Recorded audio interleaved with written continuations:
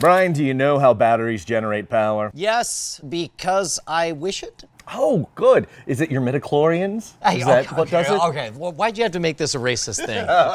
The modern road tests battery life with physics. Okay, so in all seriousness, how do you know, absent a battery charger, whether or not a battery is worth a damn? You drop it. Wait, you just drop it and then that's it? Exactly. You can, based on its bounce, tell if it's been discharged to a certain point. Okay, now I saw this animated GIF of a battery dropping and everyone's like, oh, it's clearly dead or whatever.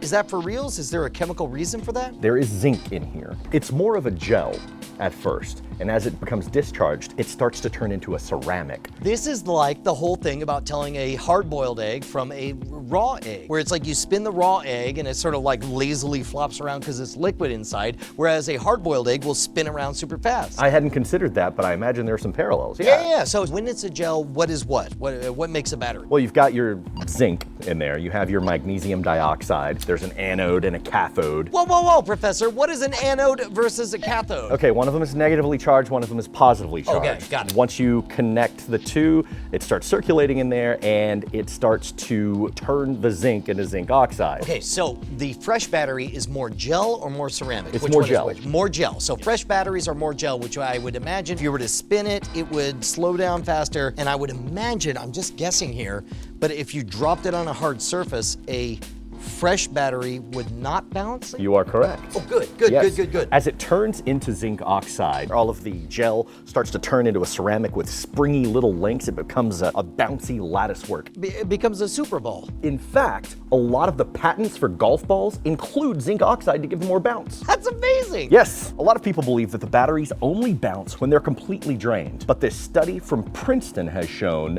that that's not the case. They actually start bouncing at about 50% of their drain. For the record, how cool is it that Princeton is spending money to find this stuff out for us? That is amazing. All right, so we got two batteries. Is it just as simple as just dropping it on the concrete? It is. You have to have the right surface. This table, for instance, is a little too bouncy. It has too much give. Let's test it on a hard surface. All right, you got it.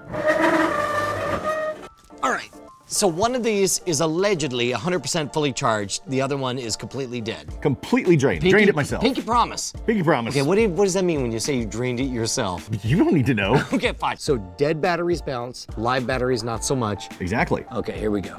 3, 2. I don't know if that was a big bounce or a small bounce. It's gonna be relative, right? I mean, it's like I'm looking at it, I'm like, I don't know. Try the other one, you'll see. Okay, all right. Holy cow! Lots of difference, right? Are you kidding me? 1, 2, 3. Wow! Yeah. That is dramatic. Markedly different, and it works with AA's, AAA's, C cells, D cells, and 9 volts. Dude, this is fantastic. Okay, so it seems like this doesn't so much identify a dead battery since anything under 50% will bounce, but it does confirm a good battery. Correct. And again, it's not a linear relationship. It could be 50%, 40%, or even dead. Anything under 50% is gonna bounce. Got it. So if it bounce, smoke dead ounce. If it's flat, put it in your Walkman. You're on your own on this one. I don't know. Walkman? What the hell are you talking about?